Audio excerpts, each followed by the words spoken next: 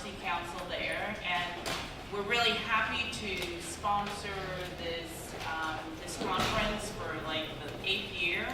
Happy to have the conference in New York, and we're going to talk about the 10 things we wish we knew when we were in your positions, thinking about law school and going to law school, looking back. So we wanted to, before I have the panelists introduce themselves, we wanted to get a sense of who's in the room. By show of hands, how many of you are college juniors? Okay. And how many of you are college seniors? Okay. And the rest of you, college grads already? I see. Okay. Okay. Great. So I'm going to start here with Connie, closest to me, and if you introduce yourself. Good afternoon. My name is Connie Taylor. I'm a partner at NBPLC. I'm in the Houston office, and I'm originally from Baton Rouge, Louisiana, so I'm a Southern girl. I'm not used to being up here in the Northeast, so excuse any colloquialisms that I may espouse from my seat. I went to the University of Houston for college, and I went to Tulane Law School. I practice commercial real estate transactions, and I have been practicing for 22 years, so I'm happy to be here and look forward to speaking with you. My name is Daquan Flores, and I also work at Baker Botts in the Austin office. I was born and raised in Austin, Texas, and I came to New York for undergrad. I went to Columbia, and after graduating, went back to Austin, worked as an engineer for a while, found that wasn't really the path that I saw for the future, for the long term, and decided to go to law school. So I went to law school at Texas, University of Texas, and I've been working at Baker Botts now for 2 years. I work in the intellectual property group, so I help people who have ideas and get patents to protect their ideas, and also help out with litigation as well. When people have their patents, how they enforce it and defend against people who are trying to enforce their patents. Hi guys, my name is Mickey Reeves. I am also a member of Baker Botts' office in Austin, Texas. I'm originally from Cleveland, Ohio. I spent 2 years at Cornell University, upstate New York, before moving back home and graduating from a college called Ursuline College. I moved to Texas and went to the University of Texas School of Law for law school, and I graduated last year in 2015. So I'm the junior associate on the panel, and so I'm just going into my second year, just completed my first year, and I practice in the firm's environmental firm. Great. So when I get started, I'm actually from New York, went to Vassar College, and went to law school. So we spent some time trying to figure out what were the 10 things we wish we knew, and we're just going to start. They're not in particular order of importance, just the 10 things we wish we knew. And the first thing was that a few LSAT points can make a huge difference. And Daquan, I'm going to start with you. Yeah, so this is something that I think is really important to consider. There are some prep courses that you can take to prepare for the exam, and some of them are pretty expensive. But there are scholarships available that you should look into and really consider an investment to take the time to learn how to prepare for this exam. The tiniest improvement in your score can make a big difference on what law school you get into and then the amount of financial aid that you get.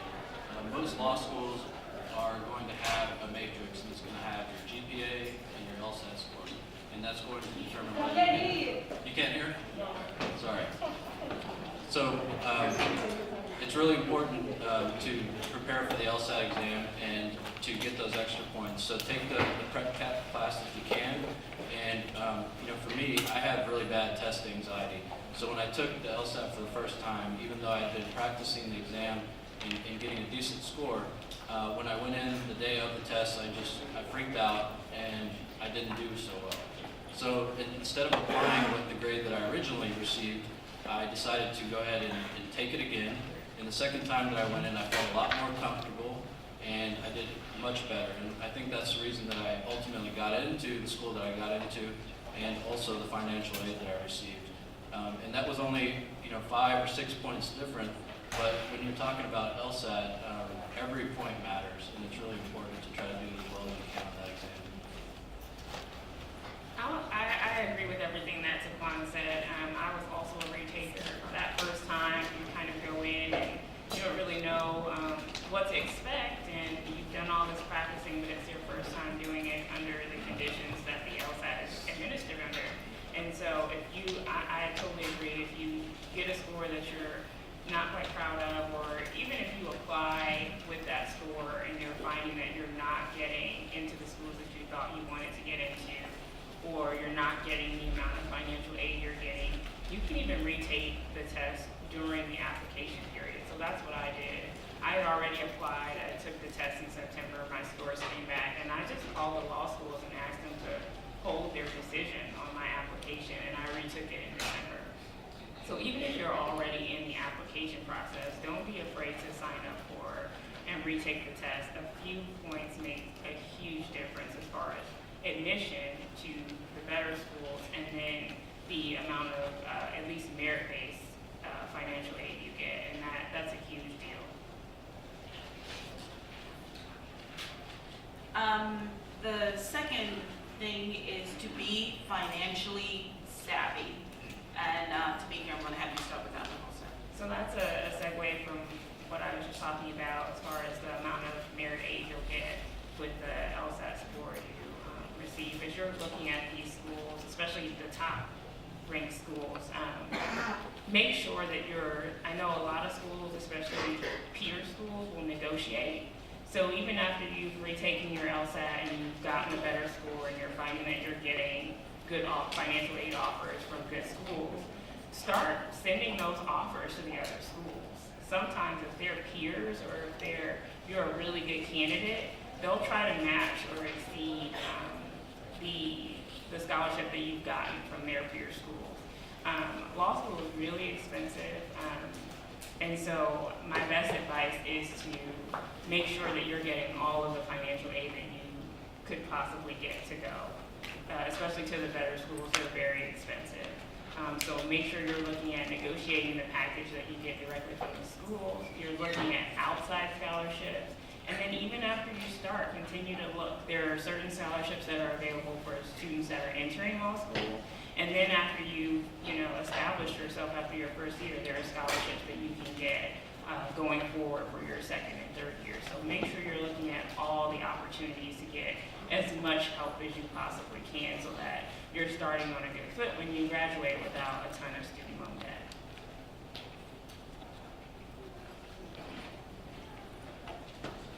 So the third thing is that grades matter a lot. Yeah, so this is one of my personal missions in life, is to make sure that people who start law school understand how important the grades you get your very first year are to your potential opportunities in law school. In college, as you know, a lot of times people start slow and you go on this arc and you get better and better, and you start off with a 2.5, and then by the time you're a senior, you're getting a 4.0, you end up with a decent GPA, and that helps you to get in the places where you need to go. Here's what happens in law school, particularly if you're interested in being a law firm. There are basically 2 summers that you have to work when you're in law school, and it's very hard to get a job after your first year. But when you're interviewing for your second year, the only grades that the firms have to go by are your first year grades. So if you start slow, then you're already at a disadvantage to a lot of your peers. So you need to know going in that those first year grades are the most important grades in law school. If there's a year for you to slack off, it's your third year. So Go in thinking that you need to walk in the door and kill it. And whatever it takes for you to do that, you need to go in thinking, I have to kill it, not I'm going to get by, not I'm going to pass, I'm going to kill it. And that's the attitude that you need to have, particularly in your first year. Yeah, I'll add to that and emphasize the first semester especially, because after your first semester, those are the only grades that you have to get a job opportunity for the first summer. And if you get that first job opportunity and prove that you're capable and a hard worker, even if your grades go down a little bit, your second semester, they're still going to give you an opportunity most likely to come back. So that first semester is really important. And I can't tell you how many peers I had in law school that worked so hard in undergrad. You know, they had the 4.0, got into the best law schools, got full ride scholarships, and then they get into law school and they take the foot off the gas. I mean, that's just a big mistake. You've got to get your mind right when you get in there and just focus on, okay, this is a full-time job, and this is all I'm here to do my first semester. You need to minimize the social activities and really focus on getting in the library, staying focused on your academics, and just knocking it out of the park that first semester. Even if you're not interested in the big law jobs, the nonprofits, there are fellowships and money that are available there, and a lot of that's grade-based as well. So it can just open so many doors for you to really crush it your first year. So I just want to add something to that, especially being here at NYU, former home of Professor Derek Bell. And I remember when I was a college student more than 20 years ago, thinking of going to law school, Professor Bell said to me, if you remember nothing else, remember that your grades, your first year grades, are the most important thing. And I still remember it more than 20 years later. I hope you will too. When you get to law school, remember how important those first year grades are. And it's great to have a great personality and to be able to, people like you and they think that you're great. They're really going to judge you on grades. So keep that in mind, that those are going to matter a lot. Another thing that matters, relationships matter. And I am going to let Quan start on that one. Okay, so this is, we talked about, we were preparing for this panel, there are a bunch of layers to this, but I'll focus on relationships with your peers while you're in law school. For me, when I was an undergrad, I had a small group of people that I spent most of my time with in the engineering program. We were all very close and spent time studying together and preparing for exams. But in law school, it's important to join a bunch of different groups and to kind of spread yourself more than you did in undergrad, to make sure that you're meeting all the people who are in your law school, because it's going to be important when you start working to know people who practice different kinds of law. It's important to understand where all of these different people come from, their backgrounds, and then once you start working, a lot of the people even that don't go into work at big law may go in-house somewhere, and those are going to be potential clients in the future. Yeah, I will absolutely second that. It's one thing, undergrads generally are very large. Law schools are not nearly the size of undergrad campuses. And particularly the class of a first year or a section.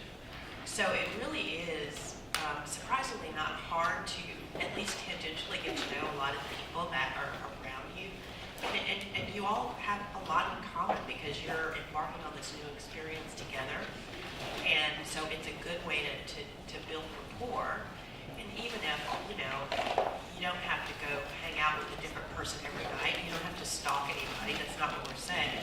Just make sure that you're open to those opportunities. And I'll add to that something that my mother always told me, which is be careful about burning bridges with people that you meet when you're in law school. Because again, as Daquan said, the person sitting next to you who you may have a legitimate issue with could very well be in a position to give you work one day, or in a position to hire you. And so, you just want to keep your options open, and you don't want to have anything forestalled because of a poor decision that you made, a way that you treated someone, or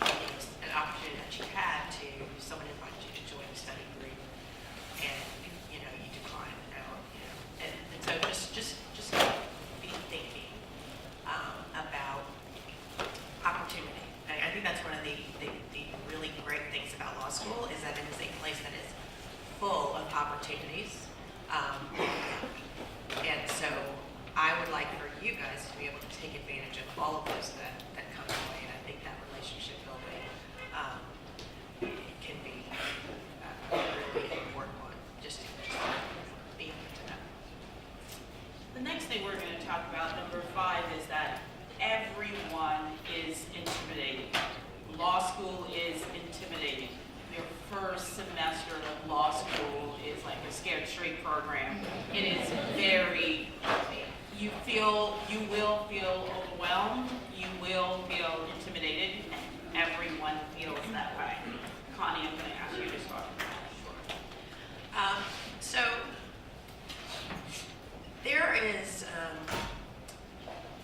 the one thing that you need to understand about law school, however you feel about it, and you may have certain anxieties, can I do this? What, not quite sure what to do, but all the people that are sitting around you are in the exact same position you are.